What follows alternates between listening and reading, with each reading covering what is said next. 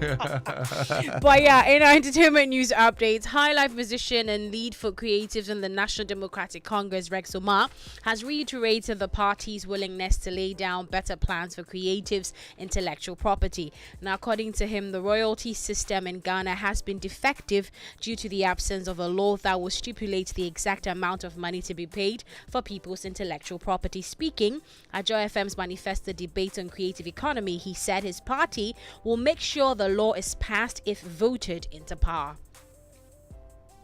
21st January 2016, His Excellency John Dramani Mahama actually passed the IP policy of Ghana. Right now, the issue of collective management organizations is not about the organizations themselves. It is about the enforcement of music users paying for what is right. But the question is, there is no law that stipulates how much any music user, i.e. media houses, must pay based on duration. That is the issue. So, for example, if multimedia has played 100,000 minutes, you cannot come here and say, because you've played 100,000 minutes, pay such an amount times 100,000 minutes. So we are using flat rate. And we are saying that when the NDC comes to power, we will come out with a legislation to be clear as to how much a music user must pay. That's how it happens all over the world. How much, the tariff, how much must somebody pay for music usage? So that at the end of the day, if Kwame does this music is played for 1,000 minutes, I come to the multimedia, it is shown that you played, your frequency played 1,000 minutes of Sarkodie song,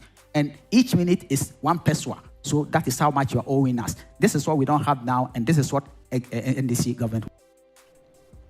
Right, two other stories now. Ghanaian American actor and comedian Michael Blackson, who officially commissioned his school, the Michael Blackson Academy at Aguna and Saba in the Central Region, a year ago, is enraged, and he's expressing it via his X handle. Now, the award-winning comedian built the school to help improve the quality of education for the people at Nsaba, where he hails from.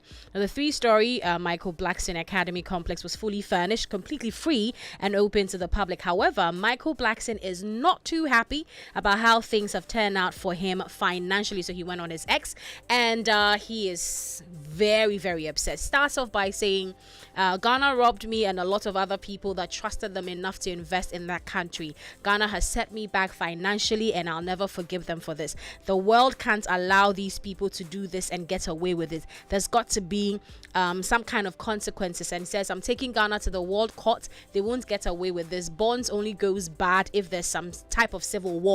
You don't take your customers' money and pay your debt with it.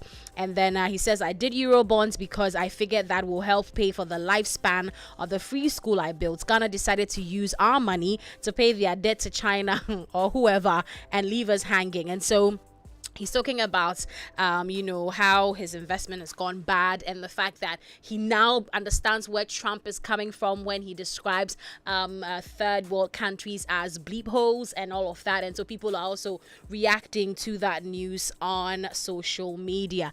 And you find some tweets where people are saying that, even Michael Blackson in Pune, this is what has happened to him, and how much more the regular everyday Ghanaian. And so that conversation is happening on social media. Now to the international scene, though.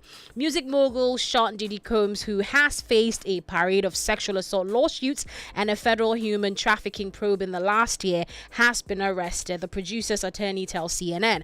Now, Combs was arrested Monday night at the Park Hyatt Hotel in Manhattan and taken into custody by Homeland Security Investigations, a source familiar with negotiations for his surrender told CNN. Now, the charges and details of the case against Combs are unclear.